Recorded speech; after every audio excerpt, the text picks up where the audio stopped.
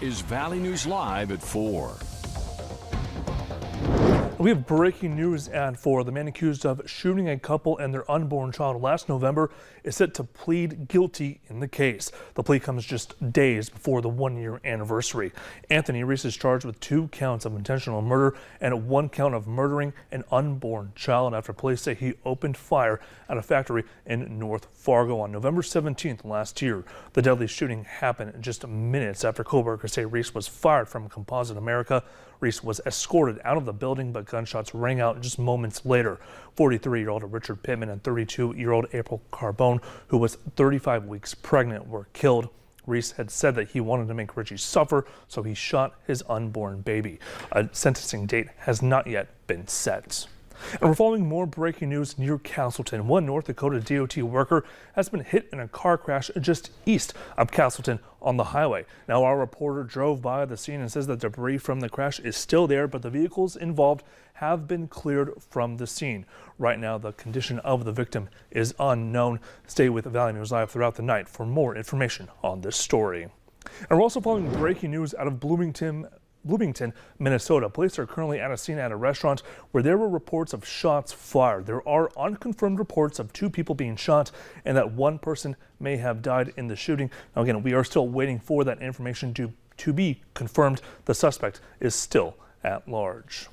And new at 4, while an investigation continues from the Ottertail County Sheriff's Office in a suspected murder-suicide shooting in rural Battle Lake, Minnesota, authorities have now identified the victims. 59-year-old Stephen Kern and 58-year-old Susan Knoonan were found dead inside the home on Monday just before 2:30 p.m. Now, this is believed to be an isolated incident, and there is no known threat to the public. Well, it's 4 o'clock now. Taking a look at our Skycam, things are looking pretty clear. A little windy looking at that flag, but for your Thanksgiving Eve forecast, let's send things over to meteorologist Jim Gash. Hey, Jim. Hey, Bobby, that's right. It is a little breezy out there, but nothing we're not used to up here in the plains and up in Grand Forks, as you can see, bright and sunny. So if you're headed out on the road, make sure you have those sunglasses with you, as that's pretty much the only hazard right now. Temperatures are showing most people above freezing for the first time in a while. Grand Forks sitting right at that line, and Hallock, the only folks below freezing at 28 degrees. But all the way in the south, we have Aberdeen at 50 degrees. So quite the spread out there, and those skies are pretty clear. Out west, though, just west of Minot, we see some rain and maybe some snow in there, and that's going to be headed our way, but it won't pose much of an issue until the overnight hours, so we can enjoy these sunny skies for as long as they're going to stick around.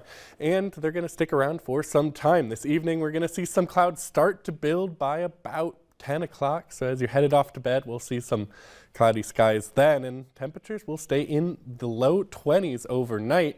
And for your travels tomorrow, we're going to see some pretty decent weather for that. In the morning at about 8 o'clock, we'll see temperatures in the upper 20s here in Fargo with some cloudy skies, and by afternoon, temperatures in the low 30s with some mostly cloudy skies. I'll have more information about that chance for snow early in the morning coming up soon. All right, Jim, thank you so much. We'll talk to you in a few more minutes. Well, police are searching for a motive after a Walmart manager opened fire inside of a store location in Chesapeake, Virginia, killing 6 people and wounding 4 others. Skylar Henry has more details. As law enforcement officers investigate the mass shooting at a Walmart in Chesapeake, Virginia, family and friends are remembering the victims. She didn't deserve that. Thomas Jones says 22-year-old Tanika Johnson, who worked at the store, was a close friend. Her family says she just celebrated her 22nd birthday. She was one of the most loving people you could ever meet in your life. Police have confirmed the alleged shooter was 31-year-old Andre Bing, armed with a handgun and multiple magazines. The suspect is dead from what we believe was a self-inflicted gunshot wound. Witnesses say he opened fire Tuesday night in an employee area. Just left out the break room, manager come in there, started capping people up in there. In a statement, Walmart described the suspect as an overnight team leader who has worked here since 2010. The CEO called the shooting devastating, offering the company's support to not only their workers, but to the Chesapeake community. 24-year-old Jalen Jones was among those wounded. His mother says he was just beginning his shift. He knew he was being shot. He made it to the front of the store And then when he made it to the front of the store, he was shot again. This is the second mass shooting in the state in recent weeks. Skyler Henry, CBS News, Chesapeake, Virginia. This latest shooting comes a little more than a week after a gunman killed 3 student athletes and wounded 2 other students at the University of Virginia. Well, one person is in custody and another is being treated at the hospital after running from police. It started as a burglary, then turned into a chase and rollover crash in Cass County. The sheriff's office says a vehicle sped past a deputy east of Horace around 3 a.m. Now, the deputy tried to pull it over, but the driver turned the lights off and kept driving. The deputy found the vehicle, which had rolled over near County Road 14 and 81 south of Fargo. The driver, 20-year-old Logan Glosser, was arrested for fleeing and aggravated reckless endangerment. The 16-year-old male passenger was taken to an area hospital to be treated for minor injuries. Deputies say that the two had just burglarized a construction trailer south of Horace, and additional charges are pending. A North Dakota family is asking for your help in finding their missing loved one.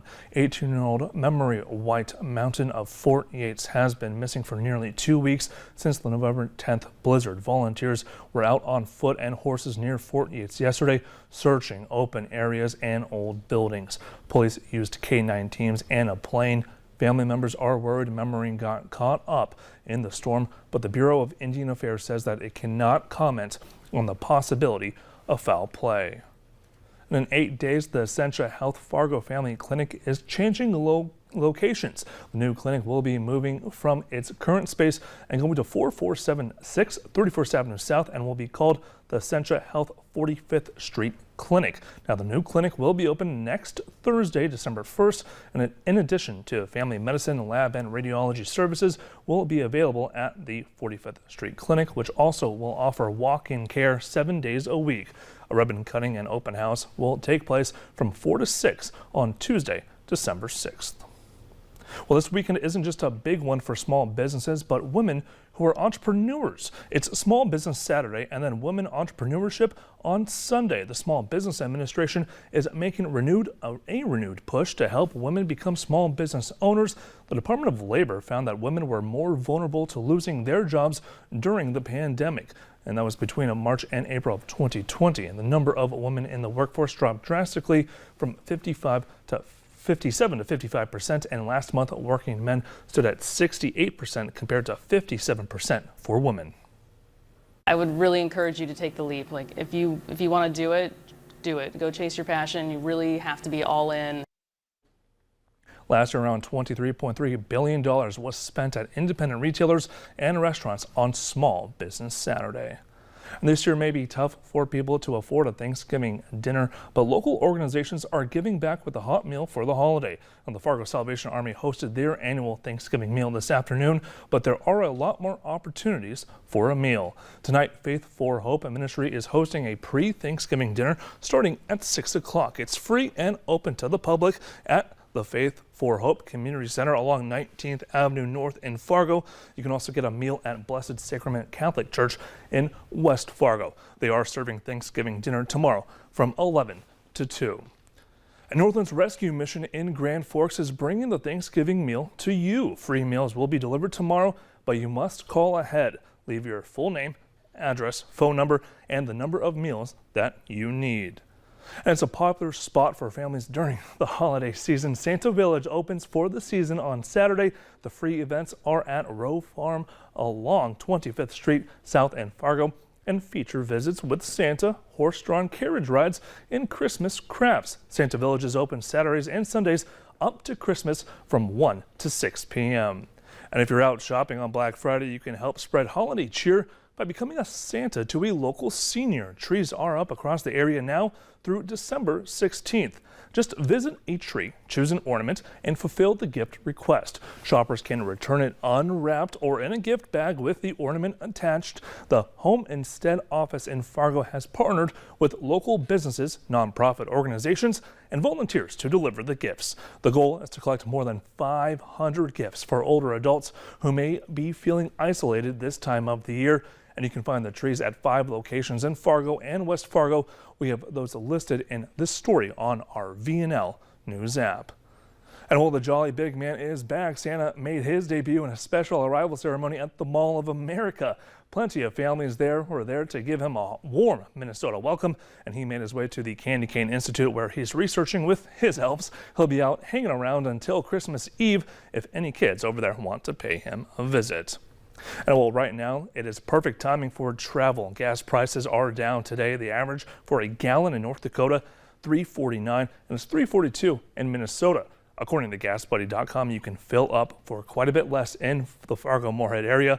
Love's travel stop is $3.05. The lowest listed in Grand Forks is $3.39.